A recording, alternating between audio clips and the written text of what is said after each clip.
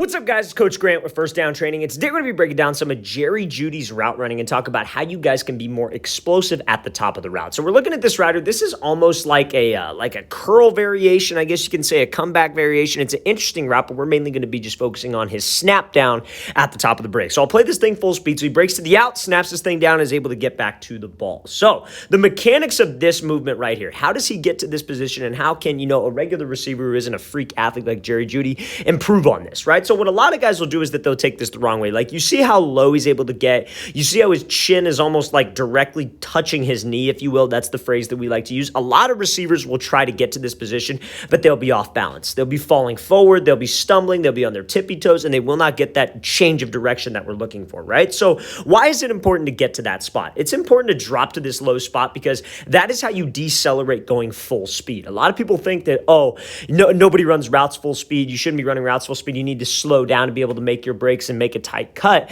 because they don't have hips like this. They're not able to get into a low explosive position. Now, I'm not even saying you need to get this low. I'm just saying rather than bending at your waist, you also need to be dropping your hips down, and that's how he's able to do it. So that explosive hip drop allows us to change direction tight, but it also helps us create energy, and that's what leads to explosion. So now, when you drop like this, it is very important that you are thinking about dropping your hips down. You are changing a level, right? So many wide receivers, like I said, they're very stiff at their hips, or maybe they just don't have the right mechanics, but they will bend at their waist. You do not want to hinge at the waist. You want to hinge at the hips. You have to drop your butt down. You have to change levels, and your chin needs to go straight down. If you guys can get to this position consistently, that is how you slow down and decelerate, and you're able to create energy. If you guys have speed going into a break and you're able to drop to this place quickly, that's going to give you some explosion and allow you to be able to get back to the ball and drive out of the route to widen the distance from this DB. But if I can't get to this spot consistently, I'm going to be a little bit shaky on my routes. Now, the other thing is a lot of guys will be on the opposite end of the spectrum. Rather than hinging at their hips and going forward, what they'll do is they'll lean back.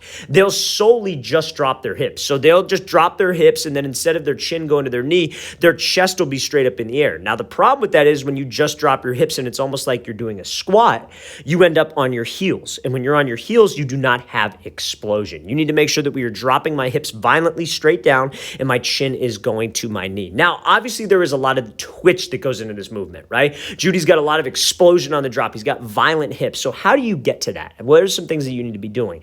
You need to be working on those specific exercises in the gym that build explosiveness. So like power cleans, box jumps, jump squats, all those things to build that fast twitch muscle fiber will translate to on-field play. Now, if you guys want to know specifically what you need to do in the gym, fellas, check out that very first link in the description below for a 3-month-long wide receiver gym workout plan. So what you'll get access to is there's probably over 200 plus specific exercises for wide receivers broken down to a 3-month plan with sets and repetitions and examples of each exercise mapped out for you. So if you guys are interested in that, want to improve your explosiveness, your balance, your speed, check out that very first link in the description below. Let's get back to this video. So now with this route, main thing is, again, fellas, to recap, we have to make sure that I'm selling my routes. I have to make sure that I have speed going into my routes, but how I change direction with speed into my routes is being violent with my hips, being explosive with the hip drop, bringing my chin to my knee, and being able to do both. You have to drop your hips down, but you also have to maintain an explosive spot with your upper body.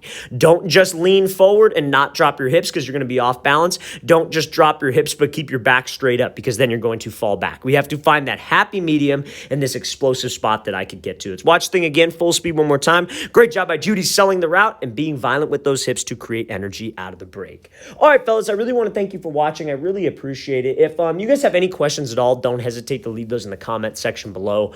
We always appreciate the feedback, and it's always great to hear from you guys. You guys help keep the channel going, so we really appreciate it. We read all the comments that you guys leave. So any kind of feedback, any kind of video suggestions are always much appreciated. And again, fellas, 12-week-long wide receiver gym workout schedule with sets, repetitions. Very first link in that description below. I'll see you guys next time.